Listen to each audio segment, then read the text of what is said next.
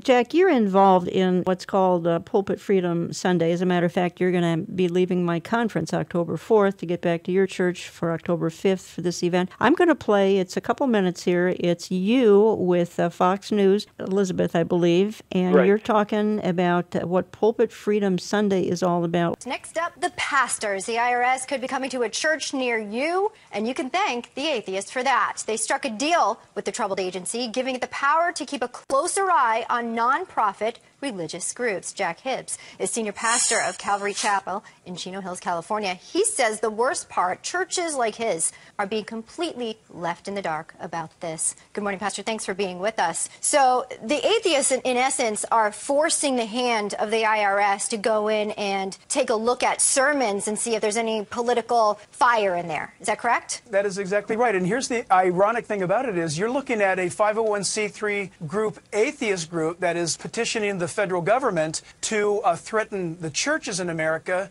of losing their 501c3 status if we in some way influence or speak out against cultural issues. And we believe that's fundamentally wrong. If it's going to be an issue of that, then where do they stop regarding our free speech, the pastor's ability and freedom to say whatever is involved in their culture? And we are, number one, highly offended at that. And secondly, we should be able to say whatever, frankly, God puts on our heart to say. Well, and if you do feel that way indeed, one would say, fine, let's go back and reverse that amendment and fight to have that undone. But as history has proven in recent weeks and months in the past 2 years, the IRS has had some specific targeting, particularly when it comes to a conservative message. So how afraid are you that they're not going to be looking at churches that belong to Jesse Jackson, Joseph E. Lowry, Vivian, Reverend Sampson? I mean, these are churches with a liberal perspective, those that have gotten behind the last election on the side of President Obama. Do you believe they will be looked at?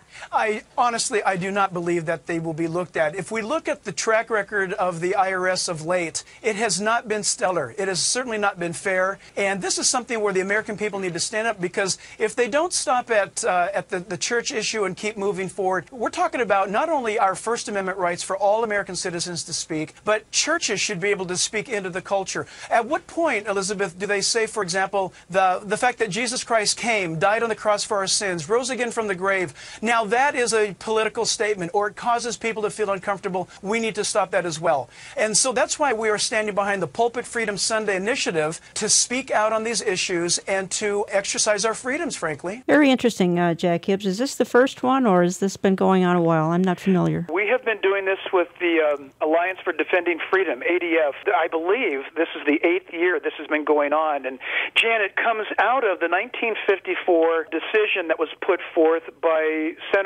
then Senator Lyndon Johnson. It's known as the Johnson Amendment. Johnson was in Texas at the time troubled by two Christians who were getting through to the pulpits in Texas to expose Lyndon Johnson's liberal agenda. He vowed that if he were elected, he would shut the ability of the pulpit to speak into the culture that way. And lo and behold, the Johnson Amendment was passed. And since 1954, pulpits, pastors have not enjoyed the First Amendment rights as an American enjoys. And so we have joined up with, now we're approaching 2,000 churches across America where we deliberately speak on issues that relate to Bible. We don't go around and pick on just anything. It's got to be a biblical related issue, which, Jan, it's easy to do these days, into the culture. It definitely affects politics.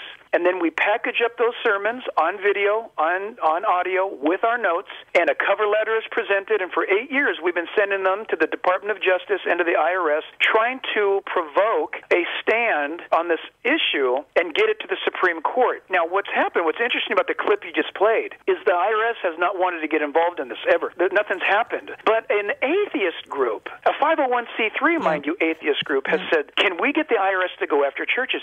Jan, they did this in secret. Nobody knew that those two entities were meeting. They drew up the actual policy, and the church has yet to this hour seen what the policy is. In fact, we are moving now to sue know, or at least we have filed the form for the Freedom of Information Act to get the new rules public so we can know them. So this is a very amazing time. People need to wake up, and if pastors are listening right now, your pulp is under attack, and the whole agenda is to get you to think it's not under attack. They're moving silently to shut you down and to censor you and to prevent you from being the watchman on the wall that the prophet Isaiah and Ezekiel commanded you and I to be.